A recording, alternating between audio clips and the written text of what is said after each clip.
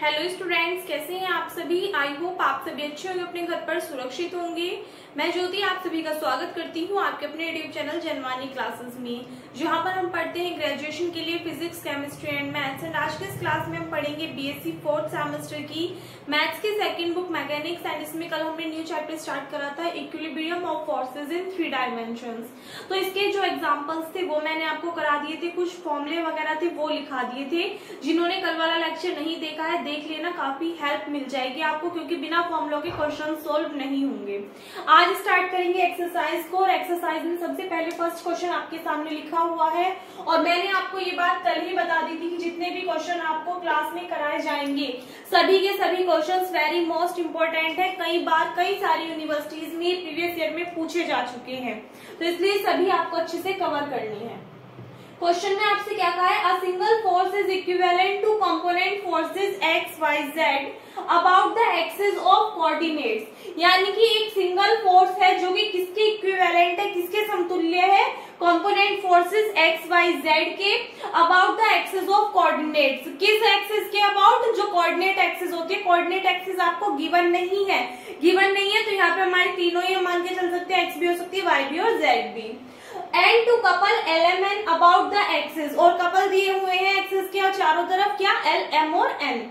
So prove that, आपको prove करके दिखाना है कि जो मैग्नीट्यूड है सिंगल फोर्स का वो कितना होगा, under root x square plus y square plus z square. And the equation of its line of action are this, और लाइन ऑफ एक्शन की जो इक्वेशन है वो ये होगी। क्वेश्चन पढ़ के इतनी बात आपको समझ में आ गई होगी।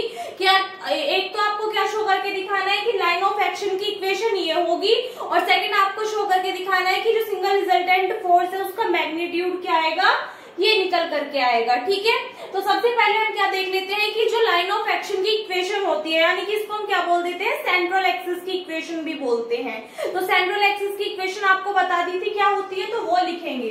तो सबसे पहले आप सॉल्यूशन में क्या लिखोगे, the equation of the line of action. In a sense इसको हम और क्या बोल सकते हैं, equation of central axis is. Central axis की इक्वेशन क्या थी, अगर आप सभी को याद हो, L minus y z plus z into y divided by x is equals to M minus z x plus x into z divided by y is equals to N minus x y plus y into capital X divided by N, और is equals to में था P।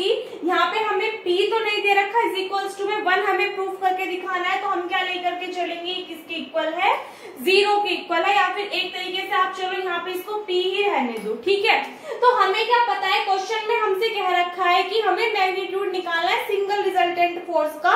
क्या होता है, under root x square plus y square plus z square. तो सबसे पहले अगर हम बात करें कि सिंगल रिजल्टेंट फोर्स में रिड्यूस होने के लिए किसी भी फोर्स को कंडीशन क्या होती है, कल एक थ्योरम आपको लिखाई थी, कोई भी फोर्स है वो रिड्यूस हो रहा है सिंगल फोर्स में, तो उस कंडीशन में दो कंडीशन होती है क्या, Lx plus M y plus M z किसके इक्वल होता है, 0 के। और एक टर्म थी x square plus y square plus z square किसके इक्वल था, 0 के। तो यहाँ से अगर हम लिखें, the force is the system of force reduce to a single force में रिड्यूस कब होगा, इफ यदि Lx plus M y plus M z किसके इक्वल आ जाए, 0 के इक्वल आ जाए। ठीक है, यहाँ पे अगर हम देखें तो हमारे पास में ये टर्म किसके इक्वल आ रही है बच्चा, 0 के इक्वल आ रही है। तो हम क्या करेंगे, ये वाली जो टर्म्स है इनको किसके इक्वल पुट कर दोगे आप, 0 के इक्वल पुट करोगे। देखिए, सो यहाँ से टर्म आ जाएगी L minus y z plus z y divided by capital X is equals to M minus z x plus x z divided by capital Y is equals to N minus x y plus y capital X divided by N किसकी equal put कर, यहाँ पे x y capital Z आएगा, N नहीं आएगा। किसके equal put कर दोगे, 0 के। अब यहाँ से देखो, एक बार इस टर्म को 0 के इक्वल रख दो, एक बार इस टर्म को 0 के इक्वल, एक बार इस टर्म को 0 के इक्वल, ठीक है। तो यहाँ से ऊपर करेंगे, एक बार इसका स्क्रीनशॉट ले लीजिए।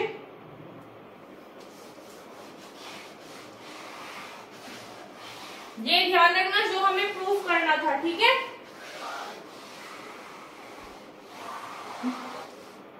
यहाँ से आगे अगर आप देखोगे, सबसे पहले बच्चे इस टर्म को 0 के इक्वल पुट करोगे तो आपको क्या मिलेगा, L minus y z plus z y is equals to 0।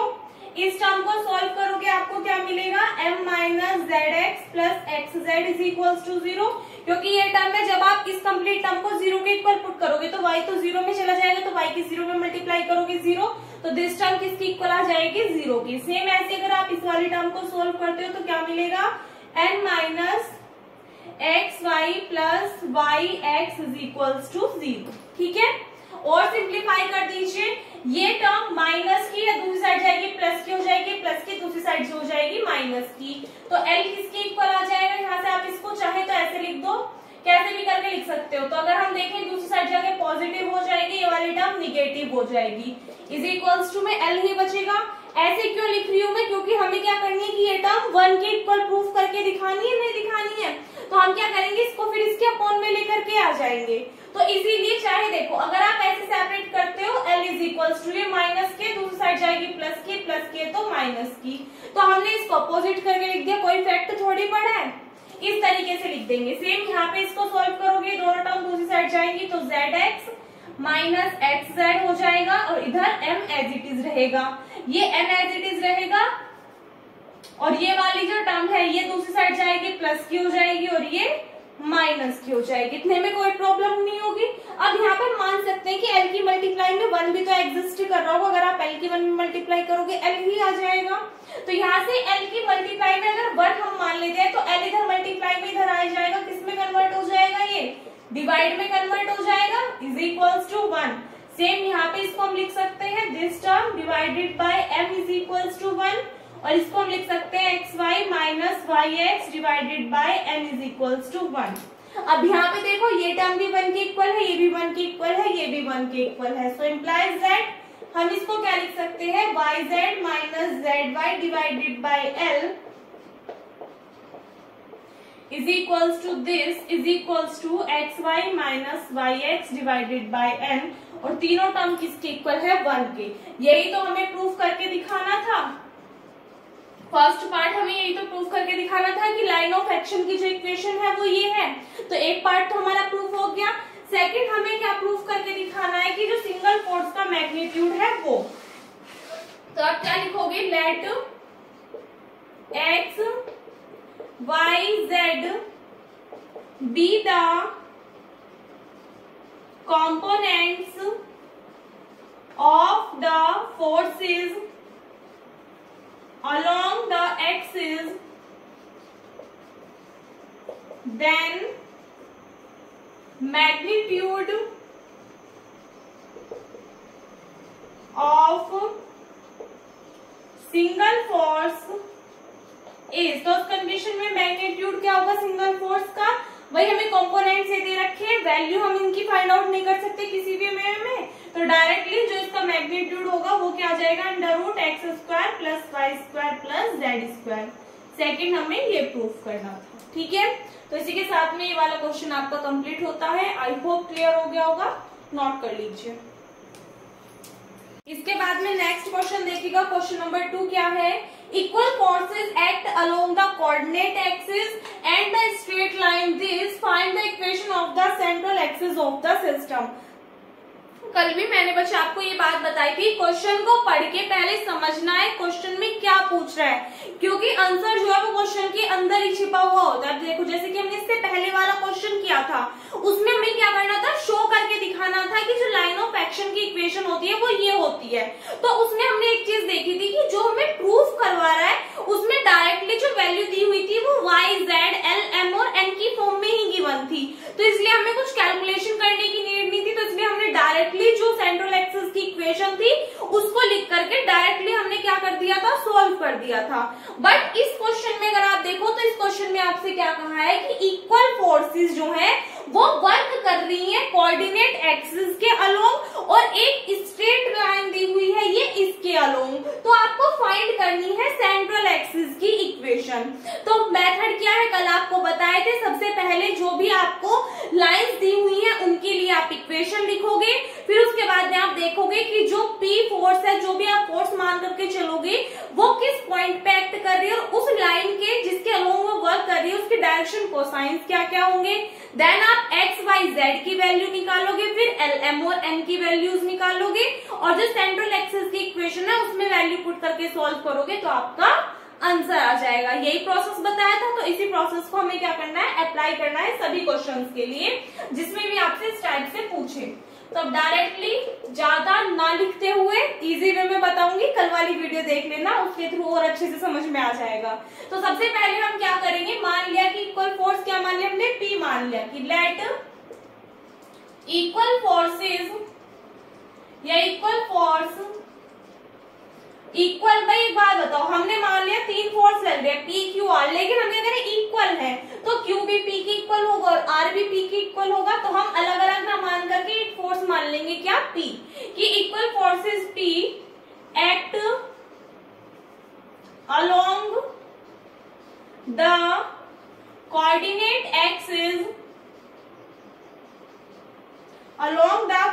Axis and straight line whose equations are, जिसकी इक्वेशंस क्या होंगी। अब देखो एक्सिस क्या है, 3 एक्सिस होती हैं, एक एक्स एक्सिस, एक वाई एक्सिस और एक जेड एक्सिस। तो तीनों के लिए लिखना होगा। अब कल मैंने आपको एक बात बताई थी कि जो एक्स एक्सिस है उसके लिए जो डायरेक्शन कोसाइंस होते हैं वो क्या होते हैं, 1, 0, 0। वाई एक्सिस के लिए डायरेक्शन कोसाइंस क्या होंगे, 0, 1, 0, और जो जेड एक्सिस होगी उसके लिए डायरेक्शन कोसाइंस क्या होंगे, 0, 0, 1। ये तीनों होंगे। तो ये तो आपको बताने की जरूरत नहीं है, मुझे याद होगा। इन्हीं के थ्रू क्या लिख देंगे हम, यहाँ पे इक्वेशन लिखेंगे। तो सबसे पहले देखो, आपको कोई भी टर्म नहीं दी हुई है, लाइन तो नहीं दी हुई है, सिर्फ एक्सिस बताई है। तो इक्वेशन क्या बनेगी, x minus 0/1 is equals to y minus 0/0 is equals to z minus 0/0। तो एक इक्वेशन तो ये बन गई। अगर सेकंड देखो तो सेकंड क्या बनेगी, x minus 0/0 is equals to y minus 0/1 is equals to z minus 0/0। और थर्ड वाली इक्वेशन क्या बनेगी, x minus 0/0 is equals to y minus 0/0 is equals to z minus 0/1। तो ये हमारे पास में 3 इक्वेशन आ गई। चौथी इक्वेशन आपको क्या दी हुई है, इसके बाद में एक इक्वेशन ये भी तो दी हुई है। ये तो हो गई हमारी एक्स एक्सिस के लिए, वाई के लिए और जेड के लिए। लेकिन एक स्ट्रेट लाइन की इक्वेशन भी दी हुई है, x minus alpha upon l, y minus beta upon m और z minus gamma upon m. यहाँ तक हो गया।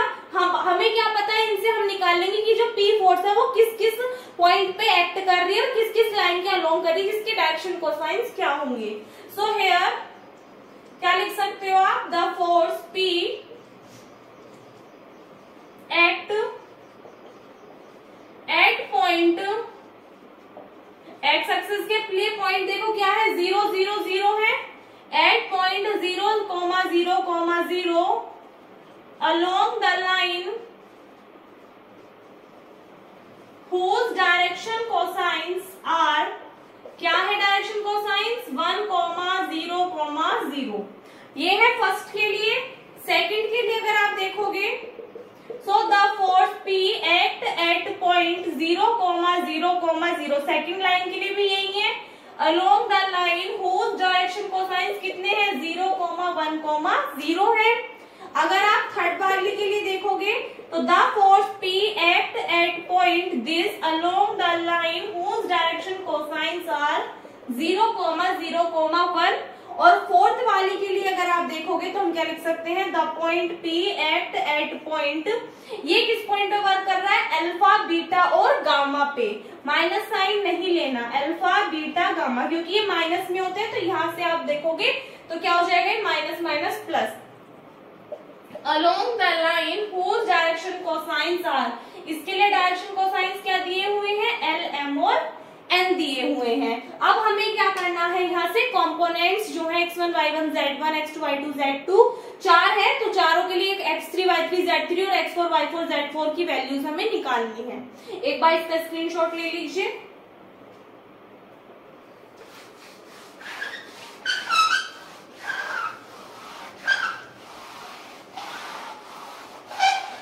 अब यहाँ से ऊपर देखेंगे, एक बार नीचे का दिखाई दे रहा है आपको। चलिए यहाँ से आगे देखिएगा, ऊपर क्या लिखोगे आप, now the components x1 y1 z1 x2 y2 z2 etcetera, यानी कि जितने भी निकलेंगे etcetera of the forces along नहीं parallel, forces parallel to the axis. तो कंपोनेंट्स कौन कौन से होंगे, x1 के लिए निकलेगा, y1 के लिए निकलेगा और z1 के लिए निकलेगा। सेम इसी तरीके से अगर आप देखोगे तो क्या निकलेगा हमारे पास में, x2 के लिए निकलेगा, y2 के लिए निकलेगा, z2 के लिए वैल्यू निकलेगी। उसके बाद में x3 के लिए वैल्यू निकालेंगे, y3 के लिए निकालेंगे और z3 के लिए निकालेंगे, एंड देन x4 के लिए निकालेंगे, y4 के लिए निकालेंगे और z4 के लिए निकालेंगे। अब ये क्यों निकाल रहे हैं हम वैल्यूज, क्योंकि कंपोनेंट है फोर्सेस के, और फोर्सेस हमने यहाँ पे लगाई हुई थी क्या, इक्वल फोर्स अप्लाई कर रहे हैं हम P। तो इसके लिए यहाँ पे सबसे पहले अगर आप देखोगे तो फोर्स क्या है, सभी में P है, क्योंकि फोर्स तो हमने P ही मान रखी है, इसमें तो कोई कंफ्यूजन वाली बात नहीं है। अब इनके लिए जो डायरेक्शन कोसाइंस है वो लिखोगे। सबसे पहले आप अगर यहाँ पे देखो तो इसके लिए डायरेक्शन कोसाइन क्या है बच्चा, 1 आ रहा है, तो इंटू 1, फिर उसके बाद में क्या है 0 है, फिर उसके बाद में क्या है 0। इस टाइप से लेकर के चलिए, x1 x2 x3 इस तरीके से लेके चलिए वैल्यूज। फिर उसके बाद में अगर आप यहाँ से देखोगे वैल्यू कितनी आ गई, P आ गया, ये टर्म कितनी आई 0, ये टर्म कितनी आई 0। उसके बाद में x2 के लिए अगर आप वैल्यू देखोगे तो x2 की वैल्यू कितनी है 0, सॉरी इसमें मल्टीप्लाई करोगे 0 की, इसमें 1 की और इसमें 0 की, तो ये टर्म 0, ये टर्म P मिलेगी, ये 0। उसके बाद इसमें मल्टीप्लाई कर दोगे 0 की तो 0 आ जाएगा, इसमें 0 की करोगे 0, इसमें 1 की करोगे तो P। सेम यहाँ पे L की करोगे तो P इंटू L, M की करोगे तो P इंटू M, N की करोगे तो P इंटू N आ जाएगी टर्म। सो यहाँ से इन सभी की वैल्यूज निकल चुकी है। सो इफ, यदि हम मान लें कि if the system reduces to a single force R, जो कि क्या होगा x y z of the forces reduces to a single force R and a couple G, जो कि किसके इक्वल होगा, L M और N के इक्वल होगा। सो देन उस कंडीशन में हम कैपिटल X, Y और Z की वैल्यूज निकालेंगे। तो कैपिटल X किसके इक्वल होता है, x1 plus x2 plus x3 plus x4 के इक्वल होता है। तो इन सभी को ऐड करोगे तो x1 की वैल्यू क्या है P, इन दोनों टर्म की वैल्यू क्या हो जाएगी 0, और x4 की वैल्यू क्या है P इंटू L। तो यहाँ से आप P कॉमन लोगे, अंदर टर्म क्या बचेगी 1 प्लस L आ जाएगा। सेम इसी तरीके से आप y के लिए निकालोगे तो y1 plus y2 plus y3 plus y4। तो यहाँ से देखोगे टर्म क्या आएगी, ये 0 है, P है, 0 है, तो P और प्लस लास्ट टर्म क्या है PM है, तो P कॉमन लोगे कितना आ जाएगा 1 प्लस M। सेम इसी तरीके से Z के लिए निकालोगे Z1 Z2 Z3 Z4, इसके लिए वैल्यू क्या आएगी P plus P into N, P बाहर कॉमन लोगे तो 1 प्लस N। ये वैल्यूज आ गई। अब इनकी हेल्प से हम क्या निकाल लेंगे, L M और N की वैल्यू निकालेंगे। एक बार यहाँ तक करिए। अब यहाँ से आगे देखिएगा, इसके बाद में हम LMN की वैल्यू निकालेंगे। सो नाउ आपको कल मैंने फॉर्मूला बताया था, L किसके इक्वल होगा, sigma y1 z1 minus z1 y1। Same ऐसी ये क्या है, इसका मतलब कि ये सम है किसका, इन टर्म्स का। y2 के लिए अलग हो जाएगा, y3 के लिए अलग हो जाएगा, y4 के लिए अलग, इस टाइप से चलेंगे टर्म्स। तो सबसे पहले अगर हम 1 के लिए देखें तो देखो y1 की वैल्यू क्या है 0 है, तो फर्स्ट टर्म 0 हो क्वेश्चन क्या हो गया 0। फिर आप 2 के लिए देखोगे तो 2 के लिए क्या आ जाएगा यहाँ पे y2 की वैल्यू 0 है तो ये टर्म 0, यहाँ पे z2 की वैल्यू 0 है तो सेकंड टर्म भी क्या हो जाएगी 0 हो जाएगी। फिर आप 3 के लिए देखोगे तो y3 0 और यहाँ पे ये z3 0 तो इस वाली टर्म की वैल्यू भी 0 हो गई। फिर 4 के लिए देखोगे तो यहाँ पे क्या आ जाएगा y4 आएगा तो स्मॉल y4 की वैल्यू कितनी है बच्चा बीटा है। उसके बाद में यहाँ पे z4 आ जाएगा तो कैपिटल z4 की वैल्यू अगर आप देखो तो कितनी है p इंटू n है तो p इंटू n आ जाएगा माइनस स्मॉल यहाँ पे क्या आएगा z4 आएगा तो स्मॉल z4 की वैल्यू आप देखोगे कितनी है गामा है और यहाँ पे क्या आएगा कैपिटल y4 तो कैपिटल y4 की वैल्यू कितनी है p इंटू m है। यहाँ तक कोई दिक्कत नहीं है तो यहाँ पे इनको आप सोल्व करोगे तो ये टर्म तो 0 हो गई। इनमें से आप क्या ले लोगे p बाहर कॉमन लोगे तो अंदर कितना बचेगा बीटा m माइनस के गामा m आ जाएगा। ठीक है, उसके बाद में हमें क्या निकालनी है m की वैल्यूज निकालनी है तो m के लिए यहाँ पे टर्म क्या आएगी z1 x1 minus x1 z1 ये टर्म आ जाएगी। तो यहाँ पे आप देखोगे पहले z1 के लिए तो z1 0 है तो ये टर्म 0, फिर x1 0 है तो ये वाली टर्म 0 तो फर्स्ट टर्म तो क्या हो जाएगी 0। फिर उसके बाद में 2 के लिए देखोगे तो z2 0 है x2 भी 0 है तो सेकेंड टर्म भी क्या हो जाएगी 0।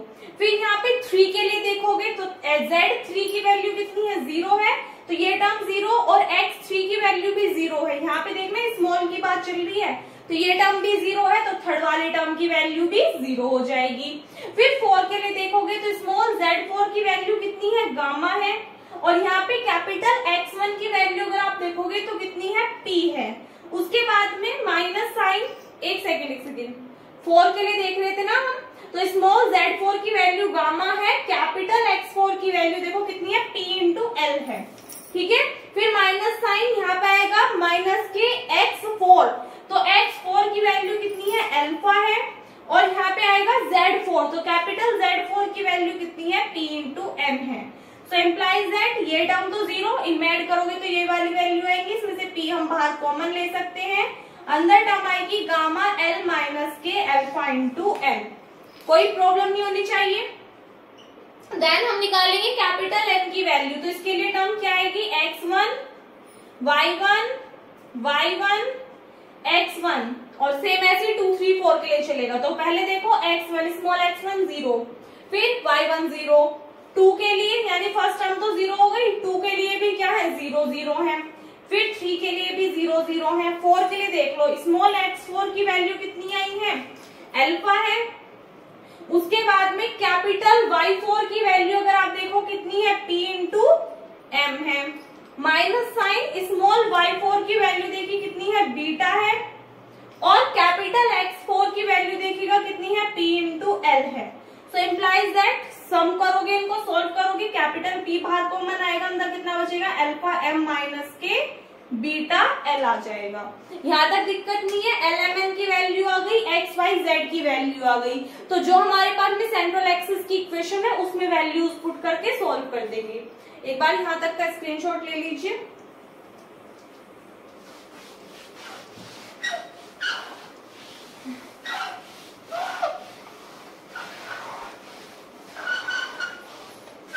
क्या लिखोगे आगे now the equation of the line of action या फिर ऑफ द सेंट्रल एक्सिस कुछ भी लिख सकते हो। अब इसके लिए क्या चाहिए आपको इक्वेशन याद होनी चाहिए तो सेंट्रल एक्सिस की इक्वेशन अभी लिखाई थी l minus y z plus z into y divided by x is equals to m minus इसके लिए क्या आ जाएगा z into x plus x into z divided by y is equals to n के लिए क्या आ जाएगा माइनस के x इंटू वाई प्लस के y into x and divided by n और इज इक्वल्स टू में क्या टर्म लेकर के चलोगे। हमें क्वेश्चन में तो कुछ नहीं कहा, हमें पता ही किसके इक्वल होता है p के इक्वल होता है, बट इसमें हमें इक्वेशन फाइंड आउट करनी है तो आप सिर्फ यहाँ तक लेकर के चलोगे। ठीक है, क्या करनी है सेंट्रल एक्सिस की इक्वेशन फाइंड करनी है, कुछ प्रूफ नहीं करके दिखाना है तो सिर्फ यही टर्म्स लेकर के चलोगे और इनको सोल्व कर लोगे, पहले फर्स्ट और थर्ड लेकर के, फिर फर्स्ट और सेकंड ऐसे कर करके। तो यहाँ पे पहले वैल्यूज पुट करिए, एल की वैल्यू पुट करोगे आप तो कितना आएगा, P beta N minus gamma M minus small y as it is, capital Z की वैल्यू देखिएगा क्या आई है, P into 1 plus N plus Z की वैल्यू, जेड तो एज इट इज आ जाएगा, कैपिटल वाई की वैल्यू देखिएगा कितनी आई है, यहां से p into 1 plus M divided by capital X की वैल्यू कितनी आई है, p into 1 plus L is equals to, यहां से देखिएगा m, कैपिटल m की वैल्यू क्या आई है हमारे पास में, p into gamma L minus alpha N minus Z, capital X की वैल्यू देखो कितनी आई है, p इंटू 1 प्लस एल, उसके बाद में x as it is, capital z की वैल्यू आई है p into 1 plus N divided by capital y की वैल्यू कितनी है हमारे पास में, p into 1 plus M. Values देख के पुट करनी है, ध्यान से बच्चे, अगर गलती हुई ना वही क्वेश्चन गलत हो जाएगा। कैपिटल m की वैल्यू हमारे पास में आई है p into alpha M minus beta L minus X, capital y की वैल्यू है p इंटू 1 प्लस एम, यहां से आगे दिखेगा नहीं, नीचे लिख रही हूं, प्लस y और कैपिटल x की वैल्यू आई है p इंटू 1 प्लस एल, और इस पूरे के डिवाइड में है कैपिटल N जिसकी वैल्यू क्या है, p into alpha M minus beta L. ठीक है, एक बार यहाँ तक नोट कर लो, फिर इस सारे को रफ कर दूंगी। तो यहाँ से आगे देखिएगा आप क्या कर सकते हैं, इसमें इस वाली टर्म में p है, यहाँ पे भी p है, यहाँ पे भी p है, तो ऊपर से p कॉमन लेके नीचे वाला p कट कर सकते हो। तो डायरेक्टली कर रही हूँ मैं इस वाली लाइन को, इम्प्लाई z का साइन लगा के p से हमने p कैंसिल आउट कर दिया, ऊपर कितना बचा, beta N minus gamma M minus के y into 1 plus N plus z into 1 plus M divided by 1 plus L.